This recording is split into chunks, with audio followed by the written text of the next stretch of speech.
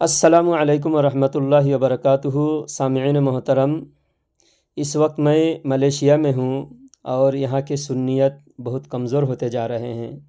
जाकिर नायक सुन्नी बनकर ख़ुद को अहले हदीस नहीं कहता है, वहाबी नहीं कहता है, ख़ुद को सुन्नी कहकर यहाँ पर भोले भाले आवाम को गुमराह करते जा रहा है। और जितने पाकिस्तानी हैं, बांग्लादेशी हैं, नेपाली है, इंडियन है, जो भी यहाँ मज़दूरी करने के लिए आए हुए हैं, ये सब इनके पीछे नमाज़ पढ़ रहे हैं। बहुत सारे लोग इनके इज्तिमा में जा रहे हैं, इनकी बातों को सुनकर गुमराह हो रहे हैं। यहाँ पर कोई सुन्नी इन मज़दूरों को, भोले भाले आवाम को समझाने वाला नहीं है। तो यहाँ पर अपना एक ठिकाना कायम करने के लिए यहाँ पर एक हॉल किराया पे ले रहा हूँ। और जैसा आप मदद करते हैं, हर महीना बहुत सारे हजरात मदद करते हैं। और एक मदरसा महाराष्ट्र सांगली ज़िले में हमारा चल रहा है, दूसरा मदरसा आंध्र प्रदेश में अभी अभी कायम किया हूँ और ज़मीन लिया हूँ। ज़मीन पे तामीरी काम भी शुरू करना है। तो कुछ लोग तो मदद कर रहे हैं अल्हम्दुलिल्लाह, बाकी लोग समझ रहे हैं अरे कर रहे हैं, करने वाले करने दो, हमें क्या ज़रूरत है। भाई, जब तक आप दीन के काम में मदद नहीं करोगे, काम आगे नहीं बढ़ेगा। आपकी भी काम है, सिर्फ मेरे अकेला का काम नहीं है। इसलिए जितने हजरात हर महीना मदद करते हैं, उन हजरात से गुजारिश करता हूँ मदद का आप मिक़दार बढ़ाए। और जो हजरात अभी तक हमारी मदद नहीं किए, वो हजरात भी मदद करने की नीयत करें। और ये गूगल पे आपको नंबर दिख रहा है, इस नंबर पे जितना हो सके आप इमदाद करें। हर महीना कुछ ना कुछ इमदाद आप फ़िक्स करें कि मैं हर महीना इतना आपके मसलक आला हज़रत की तबलीग के लिए मैं ख़र्च करूँगा, आपको दूँगा। और हर महीना वक्त मुकर्ररा पर देने की कोशिश करें। अल्लाह ताला आपकी जान माल में बरकत अता फ़रमाए। और इस ऑडियो को ज़्यादा से ज़्यादा शेयर करें और अपने रिश्तेदारों तक और अपने दोस्तों तक और जो गुमराह हो रहे हैं उन भोले भाले आवाम तक इस ऑडियो को पहुंचाने की कोशिश करें। जज़ाकल्लाह। अल्लाह ताला आपकी जान माल में बरकत अता फ़रमाए, आमीन। अच्छा, ग्रुप में क्या बात हो रही है, ज़रा मुझसे भी बात कीजिए। मैं अभी हूँ मलेशिया में, डायरेक्ट कॉल नहीं कर सकता, इसलिए मैंने व्हाट्सएप पे कॉल किया। बहुत दिन से आपसे बात नहीं। कहाँ बात हो रही है? नहीं, वो कहीं बहुत कुछ बातें, दो एक रिकॉर्डिंग सुना तो मैं सोचा आप अभी तक ऑनलाइन है तो कुछ बात कर लूँ मैं। अरे भाई, कौन सी ग्रुप है? बात क्या हुई? ग्रुप तो सैकड़ों है। आज बहुत मैं नहीं है। आज मेरी नीयत है, आज आपके साथ प्यार से बात करूँगा और मैं आपकी बात, आपकी शिकायतें सुनूँगा। मैं कोई शिकायत नहीं करूँगा, मैं कोई ना शिकायत करूँगा ना एतराज़ करूँगा, मैं सिर्फ आपके एतराज़ सुनूँगा। आज आपको हम लोगों से क्या एतराज़ है बताइए। मैं आपसे ये कहा कि भाई किस ग्रुप में आप बता ही नहीं रहे हैं, और क्या हो रहा है, क्या बात किया वो भी नहीं बता रहे। आप कैसे बात की जाए आपसे? मैं इतने सारे ग्रुप हैं, मैं किसी ग्रुप का नाम नहीं बता पा रहा हूँ क्योंकि मैंने आपका चैटिंग देखा था, फिर मैंने वो चैटिंग कट करके मैंने आपको डायरेक्ट कॉल लगाया। आप ग्रुप में जितने ग्रुप है वो मेरे ख्याल से रद्दे वहाबियत या देवबंदी जो भी ग्रुप बनाए हैं बरेलवी लोग, हाँ, उसमें तो हाँ दो चार क्लिप इधर उधर की, तो उसमें आपको तो बस वक्त गुजारी है। वो कोई सीरियस बात थोड़ी ना हुई है। देखिए, आपका नाम शमशाद है ना? दिलशाद साहब, आज वक्त गुजारने के लिए आप व्हाट्सएप पे चैटिंग कर रहे हैं और मैं आपको एक राय देता हूँ कि आप वक्त गुजारना ये बहुत बुरी बात है। मोमिन, एक एक पल मोमिन की कीमती है। हाँ, वक्त को काम में लगाइए, इल्म हासिल कीजिए या फिर इल्म सिखाइए। मेरी साली आ गई, देखो कैसा बोल रहे। तब सुनो, बरेलन है ये भी। नहीं, आपकी साली से मुझे बात नहीं करनी है क्योंकि ना मुहर्रम से बात करने की मेरी आदत नहीं है। मैं आपसे बात करना चाहता हूँ। आपको बात करने थोड़ी ना बोला है। नहीं, मैं सुनना भी नहीं, ना मुहर्रम की आवाज़ भी मुझे नहीं सुननी है। आप मुझे ये जवाब दें कि आला हज़रत को आप अच्छा समझते हैं या गलत समझते हैं। अगर गलत समझते हैं तो किस वजह से गलत समझते हैं, मुझे एक एक पॉइंट टू पॉइंट आप एतराज़ करेंगे, मैं जवाब दूंगा। मैं कोई एतराज़ नहीं करूंगा। बोलिए। मैं देवबंद के ऊपर बहुत सारे एतराज़ किया, आपने जवाब नहीं दिया तो मैंने एतराज़ करना छोड़ दिया। हाँ, हमारे उलमा पर आपने एतराज़, बहुत सारे एतराज़ किए। आज मैं फिर से आपका एतराज़ सुनने के लिए तैयार हूँ और मैं जवाब देने के लिए तैयार हूँ। आप मलेशिया में वहाँ कितना टाइम हुआ है? मलेशिया में रात 2 बज रहा है, 2:30 बज रहा है। यार तो 2 बजे रात को जाग रहे हो? क्या करूँ, कभी जागना पड़ता है, दिन में कोई काम नहीं है तो सो जाता हूँ दिन में। जलालुद्दीन भाई, इंडिया में रहते हो तो मुलाकात नहीं करते हो? इंडिया में आप कहाँ रहते हैं? मैं मुंबई में रहता हूँ। अच्छा, तो मुंबई में अपना एड्रेस लिख के भेजिए मुझे व्हाट्सएप पे, मैं मिलने आऊँगा मुंबई में आया तो। ठीक है? नहीं, मुझसे मिलने ना आइए, इधर मुंबई में आना हुआ तो मिल लीजिए। हाँ, आऊँगा तब मिल लूँगा, इसलिए मैं एड्रेस रहेगा तब तो ना आके मिल लूँगा। अरे हाँ भाई, एड्रेस तो जब आना होगा बता देना, उसी वक्त एड्रेस दे दूंगा, उसमें क्या बड़ी बात है यार। वो तुम्हारा साहिल रजा, जानते हैं आप साहिल रजा को? ताहिर रज़ा, हाँ जानता हूँ। अब साहिल साहिल साहिल रज़ा, बोलिए। हाँ, वो तो मेरे घर पे आया है और खाना पीना भी खाया है, उसका संदर्भ भी मैं कराता हूँ।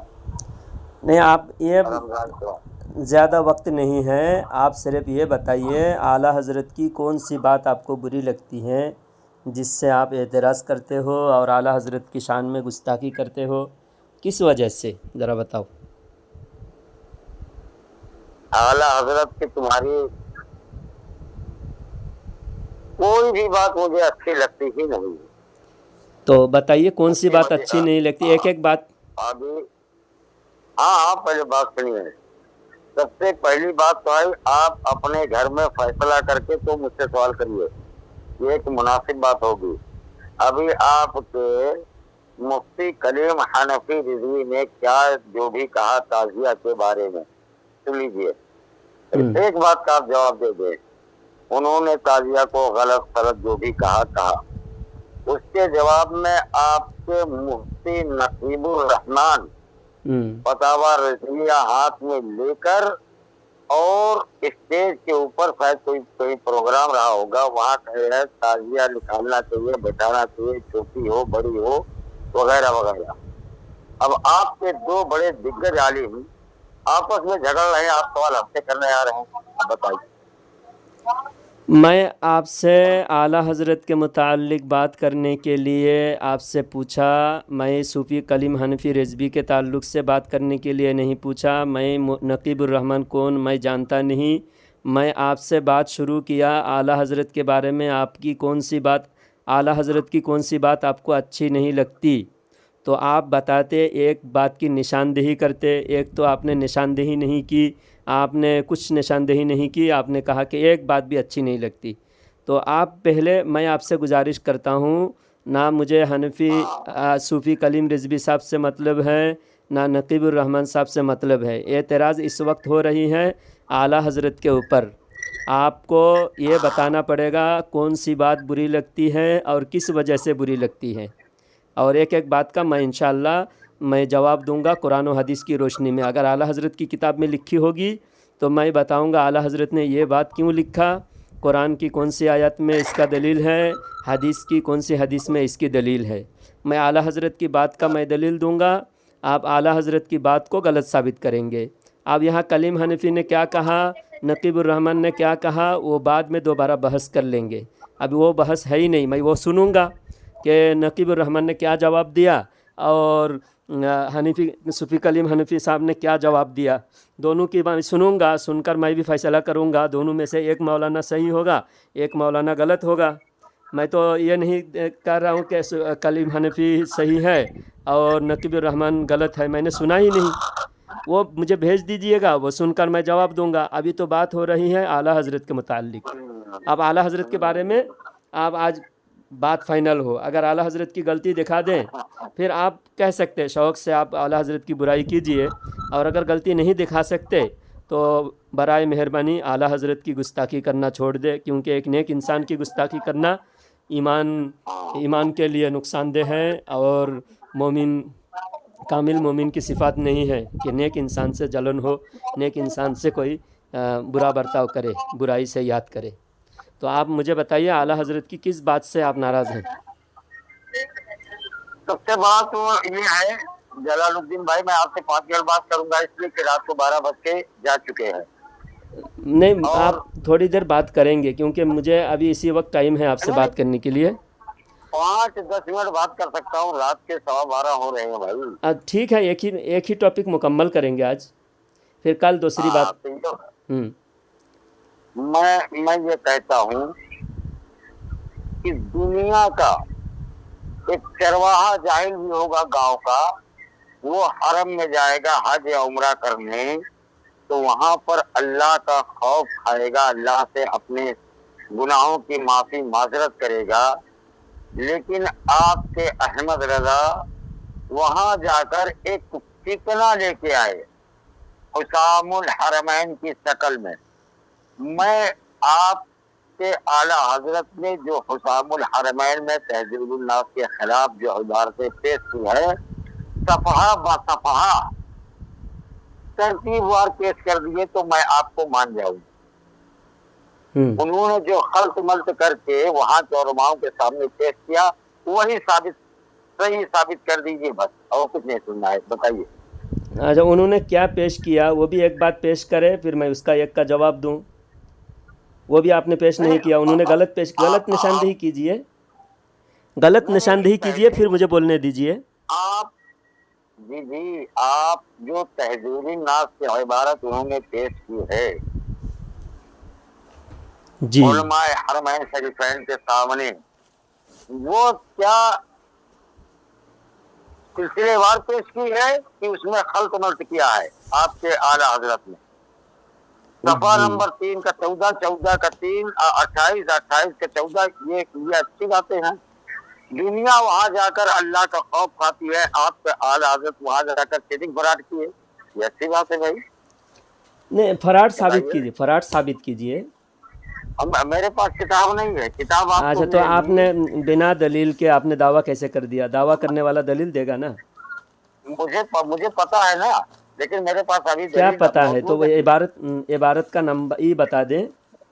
नहीं, कुछ नहीं याद है, जबानी कुछ भी नहीं याद है भाई। अच्छा, सुनिए, ये तहज़ीरुन मैं बताता हूँ आला हज़रत ने वहाँ पर क्या किया। कौन ये तहज़ीरुन नास से मेरे हाथ में किताब है, मैं इंडिया से किताब लेके आया हूँ। यह है तहज़ीरुन नास। तहज़ीरुन नास में तहज़ीरुन नास में एक है सफ़ा नंबर 4। इसके अंदर लिखा गया है अव्वल माना ख़ातमुन नबिय्यीन मालूम करने चाहिए ताकि फ़हम। जलालुद्दीन भाई, आप जब जो भी पढ़ो, हदीस की इबारत पढ़ो या कुरान की आयत, एकदम सही से पढ़ना, एकदम सही से। जी, मैं अभी आपकी किताब से तहज़ीरुन नास के पेज नंबर 4 और 5 पढ़ रहा हूँ। 4 के आखिर में और 5 के शुरू में 5 लाइन मैं पढ़ लूँ।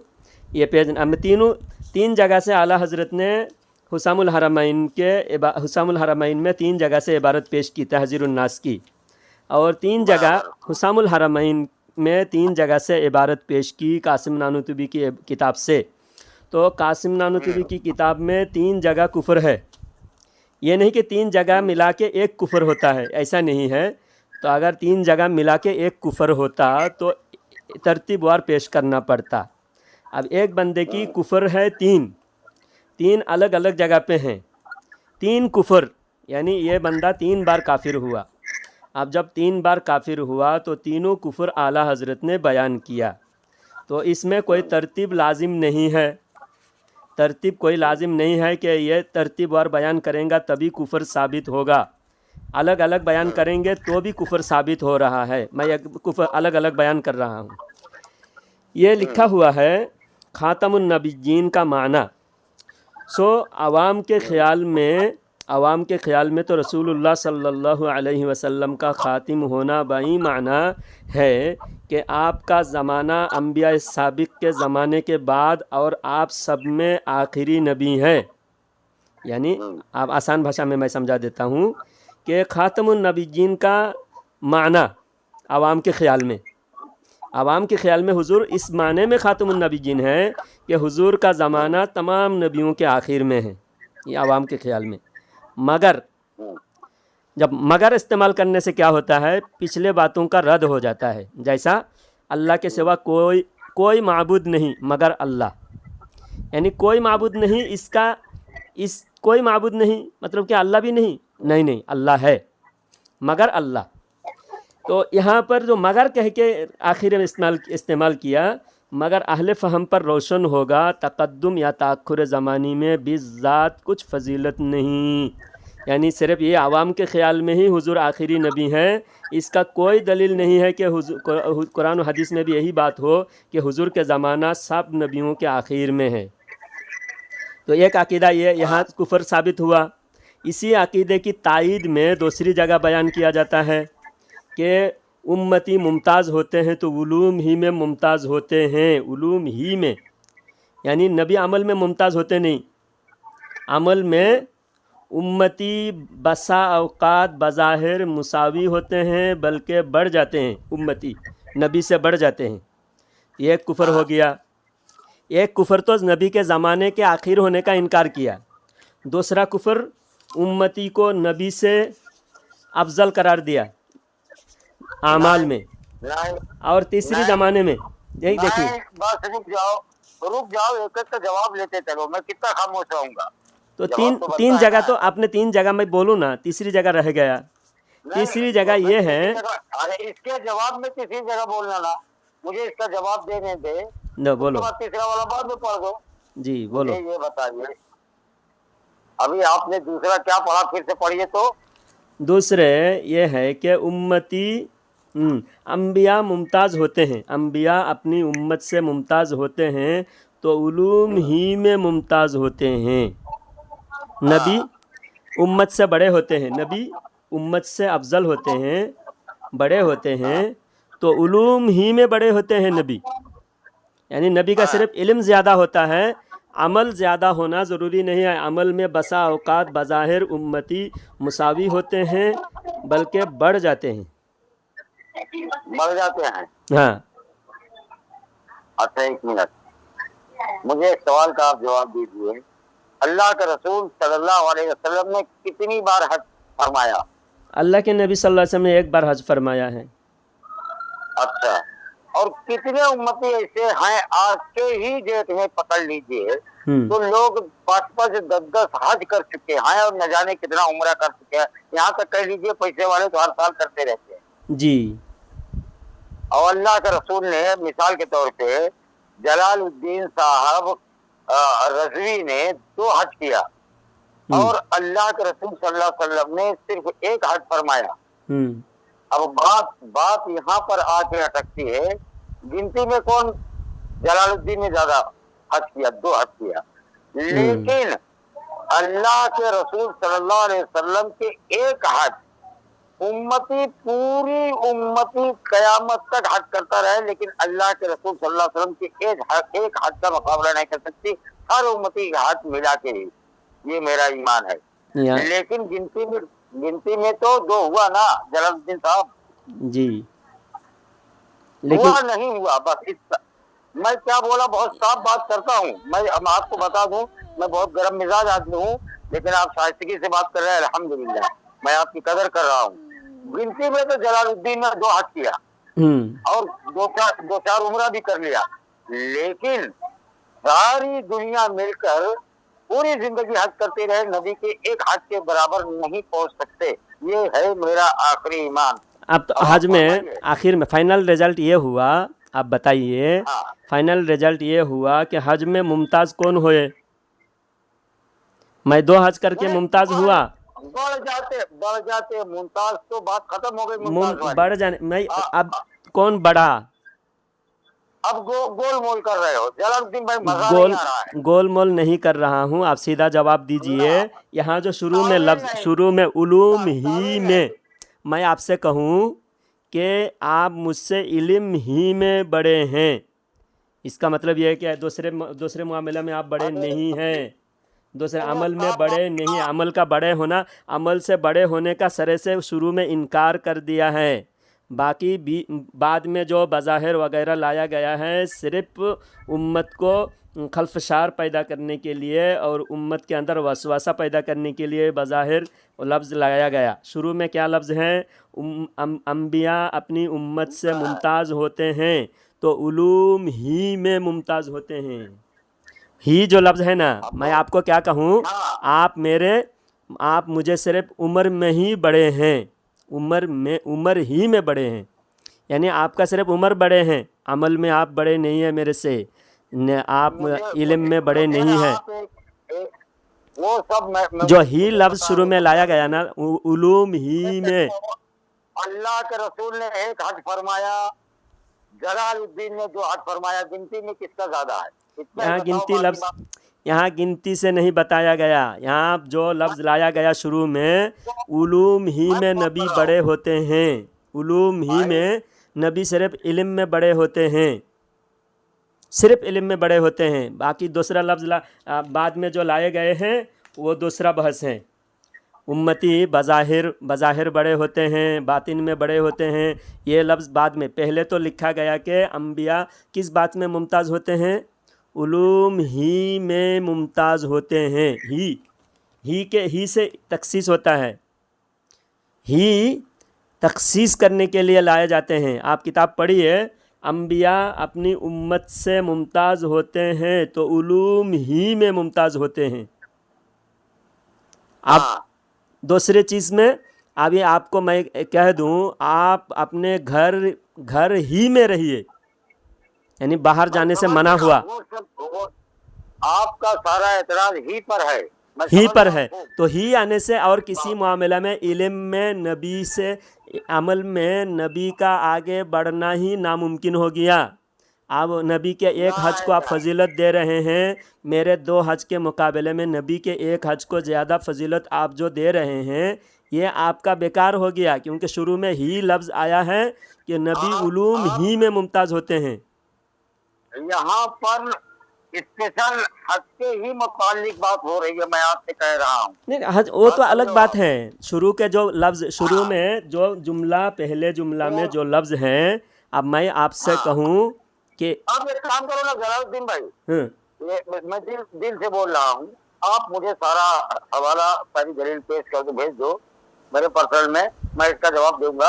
आप तीसरी बात, आपने तीसरी बात सुन लीजिए। तीसरी बात ये है कि बिल फ़र्ज़ बादे ज़मानाए नबी कोई नया नबी पैदा हो, नया नबी पैदा हो, ये नहीं कि आम इंसान पैदा हो, ऐसा नहीं। सफ़ा नंबर 43 3, इसलिए मैंने कहा कि 3 कुफ्र है इसमें। मुझे पता है। हाँ, आप बताइए, बिल फ़र्ज़ बादे ज़मानाए नबी सल्लल्लाहु अलैहि वसल्लम, यानी हुज़ूर सल्लल्लाहु अलैहि वसल्लम के बाद कोई नबी पैदा हो, फिर भी खातिमियत मोहम्मदी में कुछ फ़र्क, नबी पैदा हो, तो फ़र्क आएगा क्या? आप तुम्हारे हिसाब से, चलो आप बताओ। दूसरा नबी पैदा होंगे जो आखिर में पैदा होंगे, उनका फ़र्क आएगा। अल्लाह के रसूल सल्लल्लाहु अलैहि वसल्लम में कुछ फ़र्क आएगा नबूवत में, अल्लाह खातिमियत में फ़र्क आएगा, क्योंकि खातिमियत का क्या माना है? हुजूर आखिरी नबी, इसका क्या माना है? हुजूर आखिरी नबी का क्या माना है, बयान कीजिए आप। भाई आज कादियानी एक नबी पैदा हो गया है। कादियानी नबी है? हाँ, वो नबी बोलता है अपने आप को। तो बस तकफिर, आप वो अपने आप को बोलता है तो आप नबी मानते हैं? नबी पैदा हुआ, चलो नबी जो मान रहा है वो कह रहा है नबी पैदा हुआ, जो मान रहा है वो नबी पैदा हुआ कह रहा है, तो अपने आप को कह रहा है कि नहीं कह रहा है?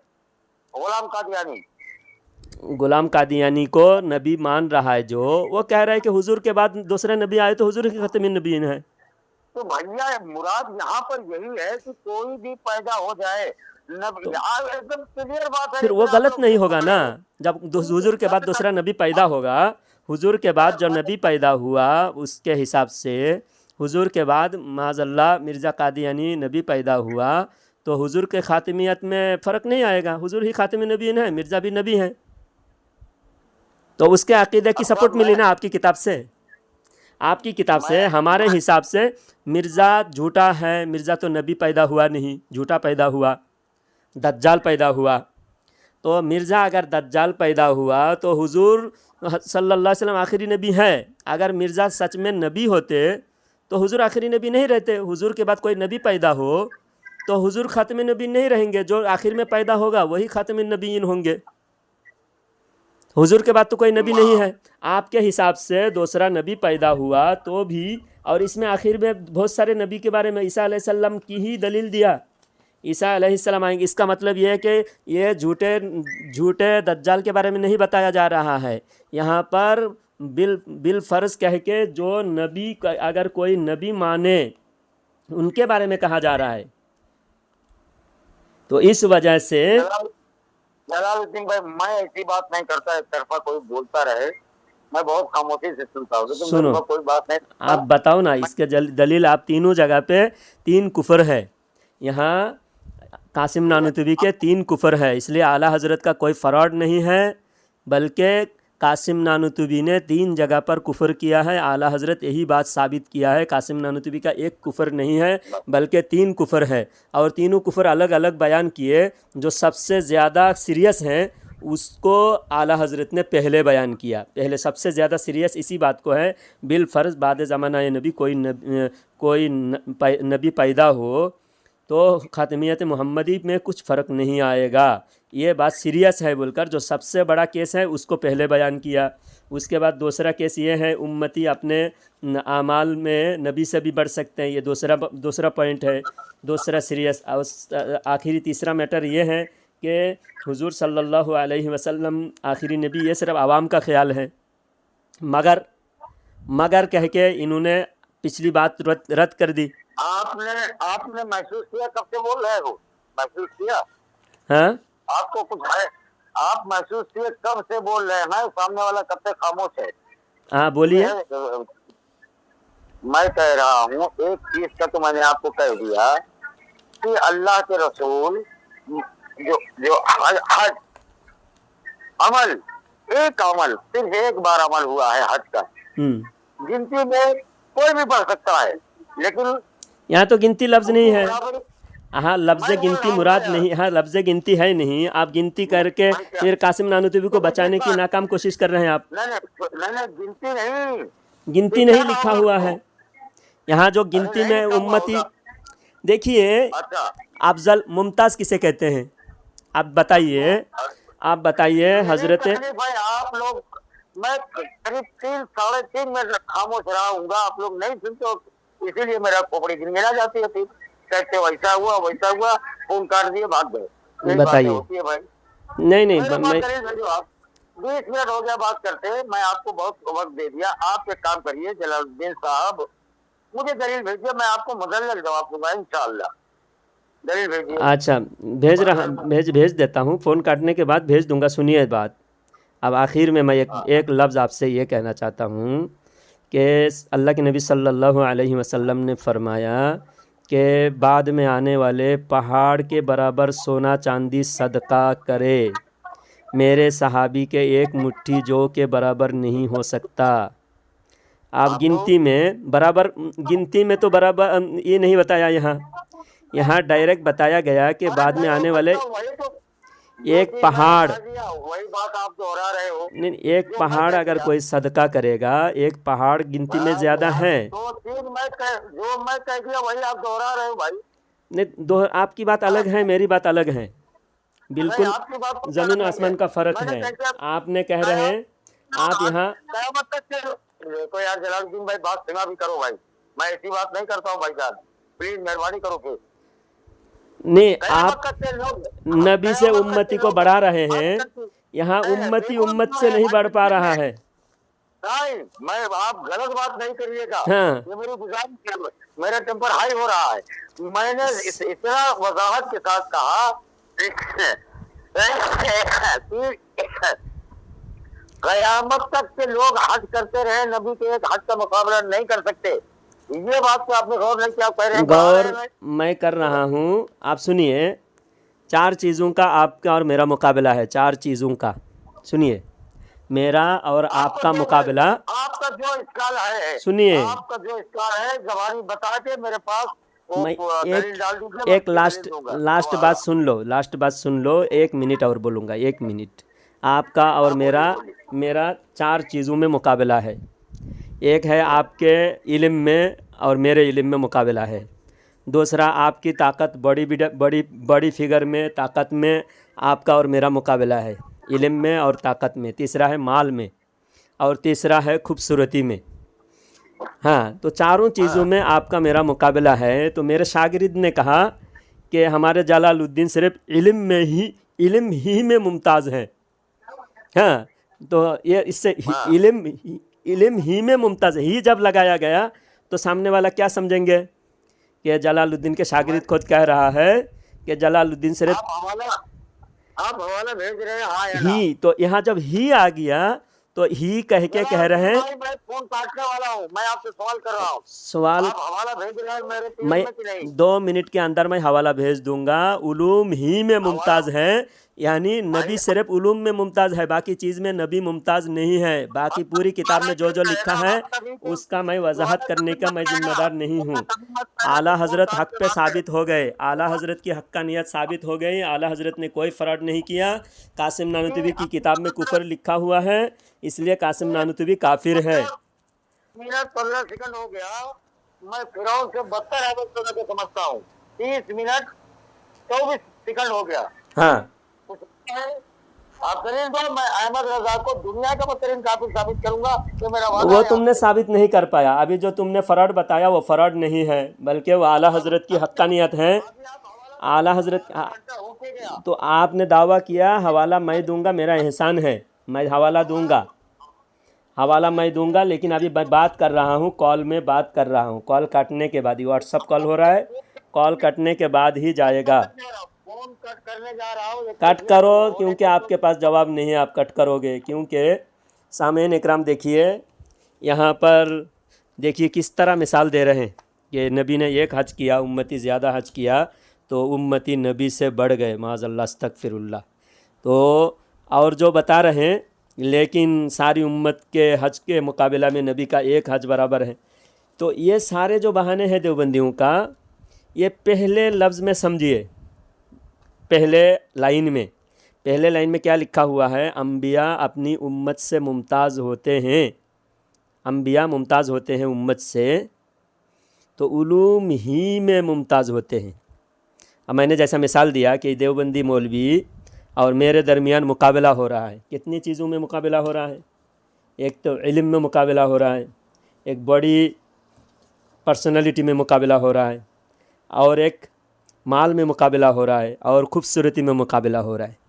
तो मेरे शागिर्द ने अगर कहा कि मौलाना जलालुद्दीन सिर्फ उलूम ही में मुमताज़ हैं, तो सामने वाला क्या समझेगा? बाकी चीज़ों में जलालुद्दीन मुमताज़ नहीं, आगे नहीं। जलालुद्दीन बाकी चीज़ों में पीछे हैं, माल में भी पीछे हैं, ताकत में भी पीछे हैं, खूबसूरती में भी पीछे हैं, सिर्फ इल्म में मुमताज़ हैं। तो ही लगाने से ये बात होता है, उलूम ही में मुमताज़ होता है, बाकी चीज़ों में मुमताज़ है ही नहीं। तो ये कासिम नानूतवी का दावा है, अम्बिया अपनी उम्मत से मुमताज़ होते हैं तो उलूम ही में मुमताज़ होते हैं। तो इस वजह से आला हज़रत ने इसको कुफरिया लिखा है कि ये नबी से ज़्यादा उम्मत को मुमताज़ समझते हैं, उम्मत को अफजल व आला समझते हैं। लेकिन देवबंदियों के पास कोई जवाब नहीं है। ये देवबंदी सिर्फ गुस्ताखी कर सकता है, बदजुबानी कर सकता है, इनके पास कोई दलील नहीं होते। अल्लाह ताला इन देवबंदियों के शर से तमाम उम्मत की हिफाजत फरमाए, आमीन।